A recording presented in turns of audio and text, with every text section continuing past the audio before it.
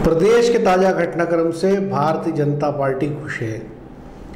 भाजपा कार्यकर्ता कह रहा है, राज तिलक की करो तैयारी, देखो आ गए भगवाधारी।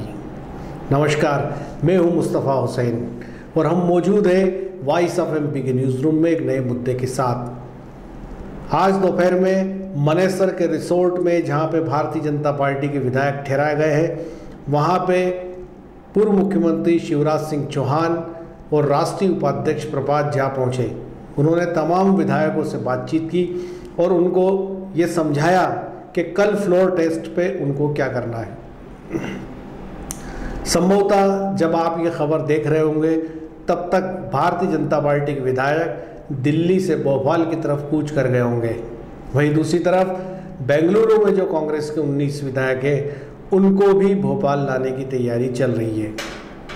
तो जैसा कि मैंने आपसे कहा, बीजेपी खुश है लेकिन कांग्रेसी उदास है। घर में ही आग लग गई घर के चिराग से। कमलनाथ जी और दिग्विजय सिंह यह भूल गए थे कि मध्य प्रदेश में भारतीय जनता पार्टी भी है। वे ज्योतिरादित्य सिंधिया से लड़ाई लड़ते रहे लेकिन अपने परंपरागत दुश्मन बीजेपी का उनको कतई ख्याल नहीं रहा। और इस पूरे एपिसोड के दौरान शिवराज सिंह चौहान भी चाणक्य की भूमिका में उभरे। उन्होंने अपने किसी भी बयान से या बॉडी लैंग्वेज से या किसी भी कदम से कांग्रेस को यह एहसास तक नहीं होने दिया कि कुछ दिनों बाद ऐसे हालात मध्य प्रदेश में बनने वाले हैं। कमलनाथ और दिग्विजय सिंह दोनों ही ज्योतिरादित्य सिंधिया को देखते रहे। उनके पीछे खड़ी बीजेपी का उनको कभी एहसास तक नहीं हुआ। वे एक कद्दावर पॉलिटिशियन माने जाते हैं।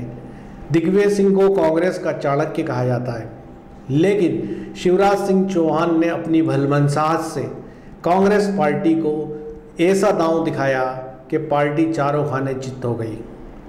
फ्लोर की अगर बात करें तो कांग्रेस के 121 विधायकों में से 22 विधायक यदि निकल जाते हैं तो 99 विधायक बचेंगे। ऐसी स्थिति में कांग्रेस की सरकार अल्पमत में आ जाएगी, क्योंकि भारतीय जनता पार्टी में टूटन की कोई खबर नहीं है और वे पूरे 107 विधायक हैं। इस समय जब पूरे देश में बीजेपी का डंका बज रहा है और मध्य प्रदेश में बीजेपी की सरकार आते हुए नजर आ रही है, तो निश्चित बात है कि कोई भी विधायक भाजपा का साथ छोड़ने की हिमाकत नहीं करेगा। ये अलग बात है कि 2 मार्च से जब से ये पूरा ड्रामा शुरू हुआ, तब से कांग्रेस ताल ठोक के कहती रही कि जिस दिन फ्लोर टेस्ट होगा कांग्रेस अपना दमखम दिखाएगी। बीजेपी के विधायक उनके संपर्क में हैं, लेकिन इसमें साफ जाहिर हो रहा है कि जब कांग्रेस पार्टी अपनी ही पार्टी के 22 विधायकों को नहीं संभाल पाई, उनसे संपर्क तक नहीं कर पाई, तो ये कैसे और कौन मान ले कि बीजेपी के विधायक उनके संपर्क में होंगे। यदि कांग्रेस का प्रबंधन इतना कुशल होता तो जाहिर बात है कि वो अपने 22 विधायकों को वापस अपनी पार्टी में ले आती। पूरे 22 नहीं आते, कोई कम ज़्यादा आते, लेकिन ख़ास बात यह है कि इतने दिन निकल जाने के बावजूद उनके नेता उन विधायकों से बातचीत तक नहीं कर पाए। और लगातार बेंगलुरु में जो विधायक मौजूद है वे अपना वीडियो मैसेज भेज रहे हैं और साफ तौर पे वे कह रहे हैं कि हम अपना इस्तीफा दे चुके हैं, कांग्रेस को अलविदा कह चुके हैं। तो जाहिर सी बात है कि ये रणनीति उस दिन बन चुकी थी कि इन 22 विधायकों को अपना पद त्यागना है। ऐसी स्थिति में यदि सब कुछ इसी तरह रहता है तो कल फ्लोर टेस्ट के बाद कांग्रेस अल्पमत में दिखाई देगी। अब ये अलग बात है कि कल विधानसभा का क्या नज़ारा होगा, क्या फ्लोर टेस्ट हो पाएगा या नहीं। जैसा कि बागी विधायकों ने कहा है कि उनको उनकी जान की सुरक्षा चाहिए और केंद्रीय रिजर्व फोर्स जो है उनकी सुरक्षा में लगाए जाए, तो निश्चित तौर पे ये तमाम बागी विधायक और बीजेपी के विधायक कल फ्लोर में इकट्ठा होंगे और वहाँ अपना मत प्रदर्शित करेंगे। तो कल वो जो भी स्थिति विधानसभा में बनेगी, यदि वोटों का अंकगणित यही रहता है तो निश्चित तौर पे मध्य प्रदेश से कांग्रेस सरकार की बेहद अल्प समय में विदाई हो जाएगी और उसके बाद एक बार फिर मध्य प्रदेश में बीजेपी की सरकार अस्तित्व में आ जाएगी। इस पूरे एपिसोड और ड्रामे के अंदर कुछ खास बातें भी हैं जिस पे बात करना बहुत ज़रूरी है। 2 मार्च को दिग्विजय सिंह ने पहला बयान जारी किया था और कहा था कि बीजेपी हॉर्स ट्रेडिंग में लगी है। इसी 2 मार्च को बीजेपी के प्रदेश अध्यक्ष वीडी शर्मा एक बैठक ले रहे थे भोपाल में। उन्होंने पूरे प्रदेश के अलग अलग संभागों से आए विधायकों और भारतीय जनता पार्टी के जिला अध्यक्षों से बातचीत की।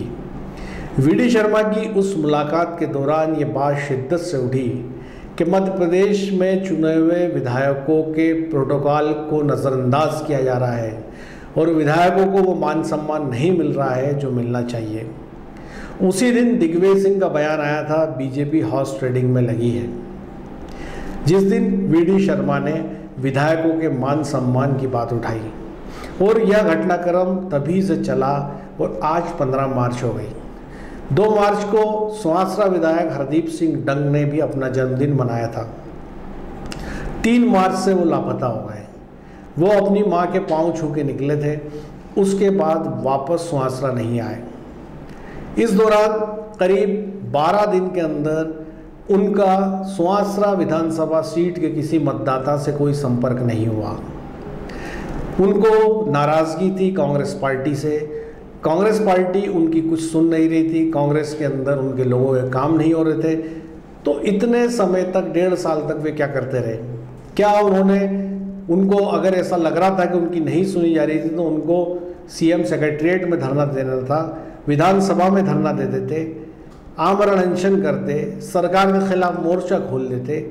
लेकिन अचानक 3 मार्च को गायब क्यों हो गए? और यदि कांग्रेस के सरकार से वे असहमत थे, कांग्रेस की रीति नीति से असहमत थे, तो अलग ऐलान उनको पहले दिन कह देना चाहिए था कि मैं अब कांग्रेस पार्टी का सदस्य नहीं हूँ और मैं अपने पद से इस्तीफा दे रहा हूँ।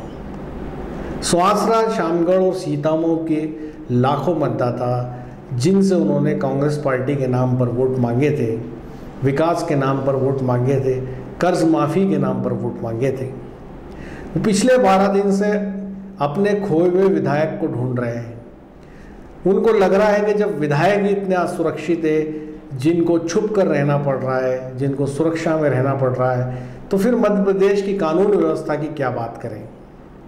ये सही है कि मोहब्बत और जंग में सब जायज़ है। जिस पार्टी को जब मौका मिलता है वो अपना दांव चलाती है, लेकिन इन सब के बीच में ये बात सही है कि मतदाता कहीं खो गया है। पार्टियां सत्ता पाने के लिए, कुर्सी पाने के लिए लड़ाई लड़ती है और मतदाता को भूल जाती है। मुद्दे किसानों के होते हैं, गरीबों के होते हैं, राशनिंग के होते हैं, बिजली के होते हैं, लेकिन वे केवल मुद्दे होते हैं। वो केवल पब्लिक के फ्रंट पे बोले जाने वाली बातें होती है। लेकिन सही मायने में देखा जाए तो सभी राजनीतिक दल एक से हैं। सभी का मकसद कुर्सी हथियाना है, चाहे वो कांग्रेस हो, भारतीय जनता पार्टी या देश का और कोई राजनीतिक दल हो। क्योंकि आज़ादी के 70 साल बाद भी भारत के 6 लाख गाँवों की स्थिति ठीक नहीं है। आज भी भारत के कई गांव ऐसे हैं जहाँ पीने का पानी नहीं है, जहाँ पे बिजली नहीं है। गांव की स्थिति इतनी बदतर है कि डॉक्टर नहीं है, इलाज के अभाव में लोग मर रहे हैं।